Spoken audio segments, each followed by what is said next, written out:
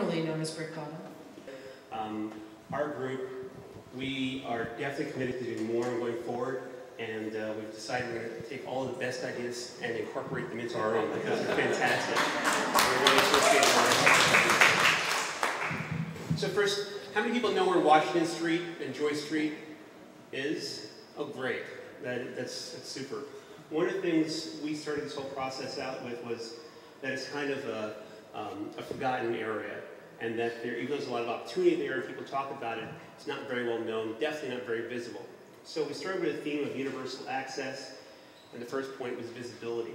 Just to give you a sense, I guess we can do that.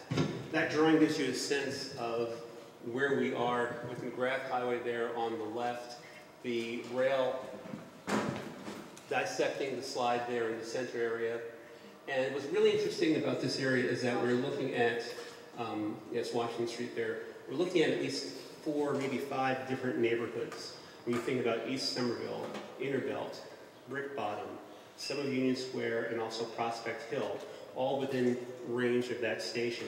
And they're very distinct and very different neighborhoods with different needs and different experiences. So this is really going to be a crossroads for a new part of Somerville, and it's going to be important that this station reflect the needs of all the people in that community. So we wanted to identify who they were and who would be serviced by the station, and then identify some of the property around it. The original state plan called for a station that was on Joy Street here, and we felt that that was not very visible and out of the way when we think about this entire neighborhood.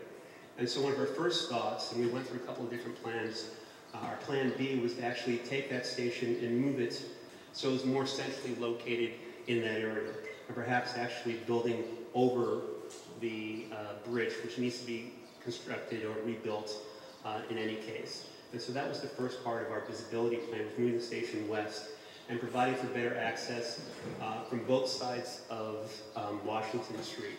And we felt that would play into supporting those various neighborhoods we talked about. The second thing on the visibility side was thinking about this area as having a sense of place. And it's not a very immediately attractive place that you want to be. So we felt a big part of this plan here, bringing green, would be the community path, because it'd be an opportunity to extend the path and some green with that into this environment and into this neighborhood. So that was the first part about visibility. The second thing was in the universal access is this idea of multimodal. So that ties into the community path with walkers, bicyclists, and others being able to leverage this space here. So we talked about pedestrian access. This is a really challenging area. This in itself here with Tuck Street, if you've ever been here, it's a very difficult place to cross. There's no crosswalks, and very difficult to use that. The actual sidewalks underneath the bridge are very, very wide, but they serve no real purpose because of that. Additionally, we have McGrath Highway, talking about blue sky and ideal images. One of our drawings, you might notice, has a de-elevated McGrath Highway, which would allow easier access from this side toward the station. But with working with what we have here, we added the idea that there are actually bus stations on either side here, and several on this side. And we wanted to incorporate easier bus access to the Green Line. So the concept was for bus drop-offs and sort of a kiss and ride kind of idea underneath the new bridge that we developed there. We talked about bike integration for commuters and recreational uses, perhaps a bike hotel in that space.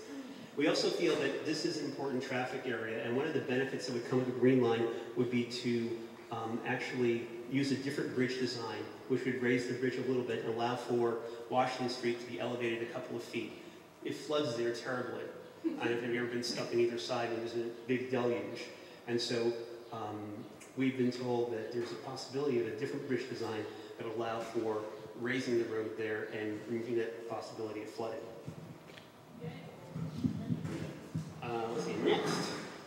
So we talked about the bridge design, and also one of the concepts with that idea of the community path is perhaps the opportunity to keep it on this side of the track rather than having to force it to cross immediately here. It's very unclear how this is going to work out, but we have an opportunity now that the maintenance facility has been moved to keep the community path on this side of the track for a longer distance. And that would connect these neighborhoods, bring us down towards Brickbottom, and we believe it's a more convenient and a better design.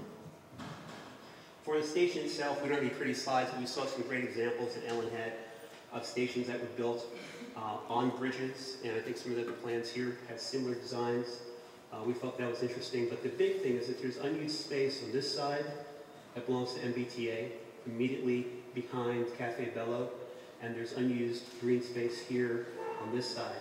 We feel that there could be anchor real estate, anchor retail or office space developed in conjunction with the station to start to create a sense of place in that neighborhood as well. Let's see, landscaping. One of the things that was important to members of our group just had to do with everyday types of things. Access from Tuck Street, perhaps some sound baffling for the residential areas along this side. There was some talk of creating more green space out of some of the underutilized MBTA or Amtrak space here and here as well. So those are highlights.